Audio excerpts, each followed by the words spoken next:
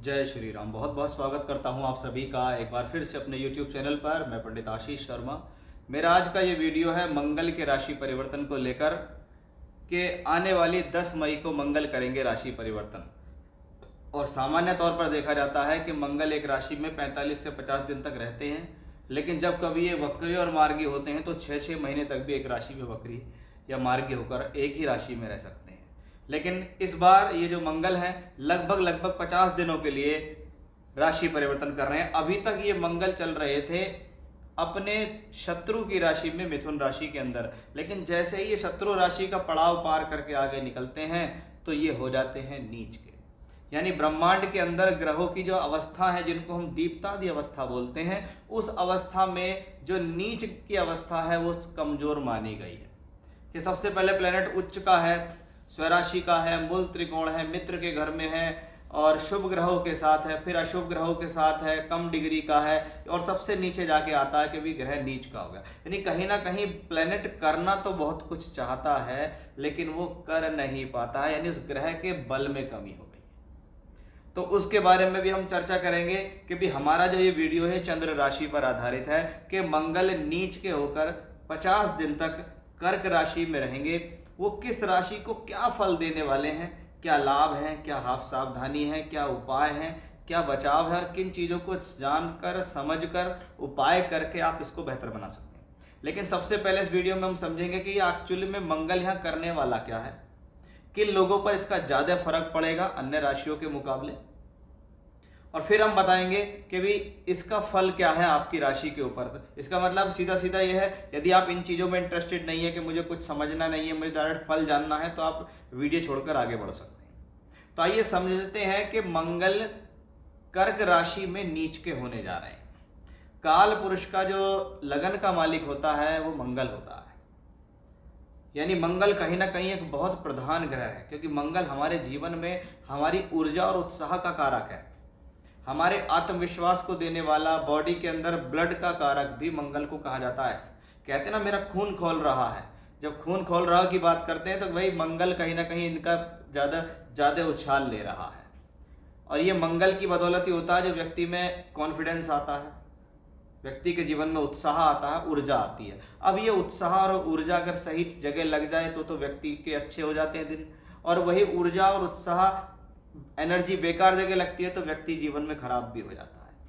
अब मंगल चंद्रमा की राशि में नीच के, तो ये समझिए आपके चंद्रमा कौन है, चंद्रमा मन का कारक है। चंद्रमा हर 2.25 दिन में बदलता है, चंद्रमा अमावस्या पे खत्म हो जाता है, पूर्णमासी पर फुल फ्लैश दिखाई देता है। यानी चंद्रमा का हमारे मन से कनेक्शन है।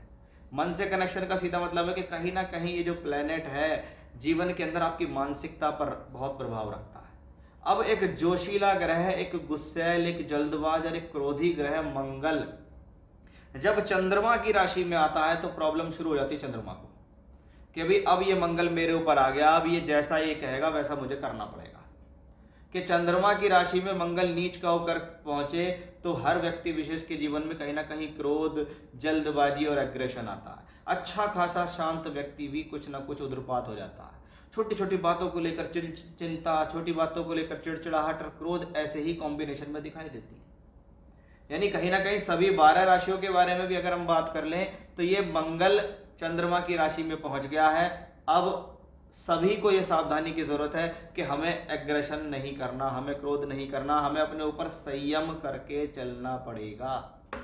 यहां ये मंगल पहली चेतावनी आपको दे रहा है। मंगल जिन लोगों को मान लो चंद्रमा की दशा चल रही है या मंगल की दशा चल रही है उन पर इनका ज़्यादा प्रभाव है, या जिनकी राशि के मालिक चंद्रमा जैसे कर्क राशि, मेष राशि, वृश्चिक राशि, इनके स्वामी चंद्रमा और मंगल हैं। और यहाँ 3 नक्षत्र राशि है, पुनर्वसु, पुष्य, अश्लेषा। बृहस्पति, शनि और बुध के नक्षत्र होते हैं और मंगल का ट्रांजिट वहाँ है।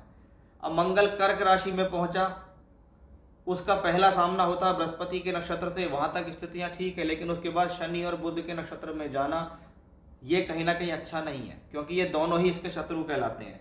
यानी मंगल का नीच राशि में जाना कुछ ना कुछ प्रॉब्लम का विषय है। कि ऐसे ही मंगल नीच के नहीं हुए कर्क में, कि वो कर्क में नीच के तो हो ही गए, कहीं ना कहीं उनका वहां पर शत्रुओं के नक्षत्र में भी ट्रांजिट होता है। यानी हो सकता है शुरुआती दिन अच्छे हों, लेकिन बाद के कम से कम 35-40 दिन का जो समय है वो आपके लिए क्रिटिकल साबित हो सकता है। तो बहुत ज्यादा सावधान भी आपको रहना है, क्योंकि शनि के नक्षत्र में मंगल का जो गोचर है वो शुभ नहीं माना जाता। वहीं बुध भी इनके लिए ठीक नहीं है कि जरूरत से ज्यादा बुद्धि लगाना भी आपके लिए नुकसानदायक हो सकता है। यानी सबसे पहले हमें समझना जरूरी है कि हम जिस प्लेनेट की वीडियो देख रहे हैं कि आखिर वो है क्या।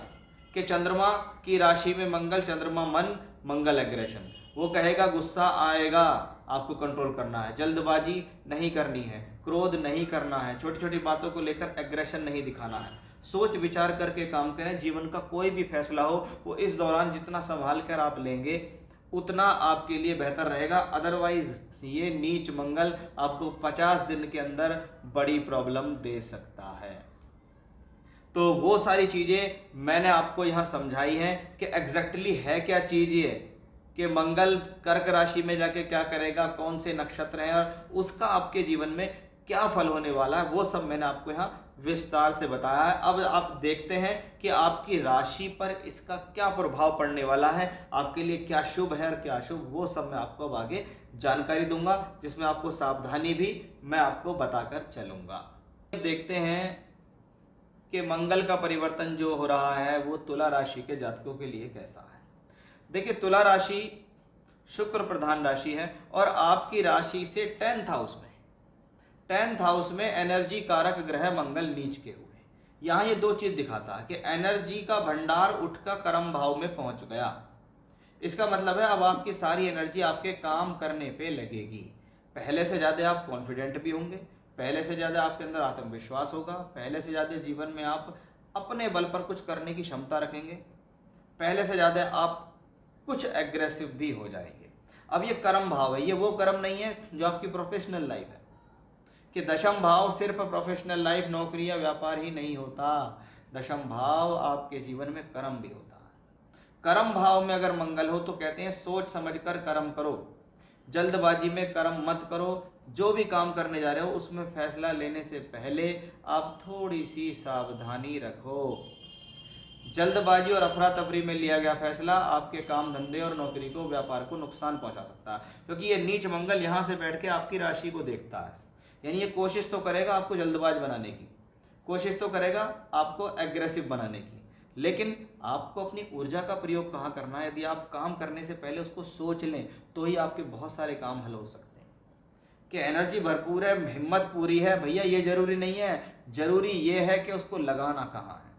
इसलिए दुनिया में वो लोग ज्यादा राज कर रहे हैं जिनके पास दिमाग है, और उन दिमाग वालों ने सारे मेहनत वालों को काम पे लगाया हुआ है, क्योंकि उनको पता है कि इसकी मेहनत किस काम आने वाली है, इसे कौन से डिपार्टमेंट में लगाना है, इसे कौन सा काम देना है। कि भी इसके पास साहस भरपूर है लेकिन बुद्धि नहीं है, इसलिए इसे ऐसी जगह भेज दो जहां साहस का ही प्रयोग ज्यादा है और बुद्धि का प्रयोग कम हो, क्योंकि बुद्धि लगाएंगे हम। तो उस मंगल को उस तरीके से समझोगे तो आपके लिए अच्छा है, क्योंकि वो मंगल आपके लिए धन और सप्तम का मालिक। अब सप्तम का मालिक नीच का यहाँ हो जाए तो कभी कभी क्या है, वैवाहिक जीवन में कुछ तनाव आ जाता है। पत्नी ये कहती है कि आप मुझे समय नहीं देते, आपके पास मेरे पास समय नहीं है, पूरे दिन काम में लगे रहते हो और कामों में लगे रहोगे लेकिन हमें समय नहीं दोगे, तो ये विवाद हो जाता है। धन का मालिक कर्म से संबंध बनाता है, नहीं, धन और कर्म का संबंध है, वाणी और कर्म का संबंध है। बोलचाल जितनी ज्यादा मधुर सौम्य होगी उतना कार्य क्षेत्र अच्छा होगा। नहीं होगा, नहीं करेंगे अपने ऊपर ध्यान तो आप अपने ऊपर भी एग्रेशन कर लेंगे, परिवार के ऊपर यहाँ भी दृष्टि पड़ रही है तो यहाँ भी आप अपने आप को नुकसान पहुंचा लेंगे, अपनी एजुकेशन को नुकसान पहुंचा लेंगे, अपने प्रेम संबंधों को कर लेंगे। यानी मंगल के नीच होने को समझने की जरूरत ज्यादा है। आप जितना ज्यादा उसको समझते हो प्लेनेट को, उतना ज्यादा वो आपके लिए अच्छा हो जाता है। और उसको समझते नहीं हो, उसे अपने ऊपर हावी होने देते हो, पूजा पाठ नहीं करते हो, सावधानी नहीं रखते हो, तो देखिए कहीं ना कहीं तो समस्या आती है। यानी कोई ना कोई गोचर आपके लिए अगर फेवरेबल है तो नुकसान भी दे सकता है। तो हमें उसे अपने लिए फेवरेबल बनाना है, कि हमें ये ध्यान रखना है कि हमें कैसे कर्म करने हैं, कौन से एक्शन लेने हैं, इमीडिएट एक्शन लेने से बचना है, जल्दबाजी से बचना होगा, तभी तुला राशि के जातकों का उद्धार हो सकता है। तो ये था तुला राशि के जातकों के लिए नीच मंगल का फल, जब मंगल आपके कर्म स्थान में गोचर करेंगे।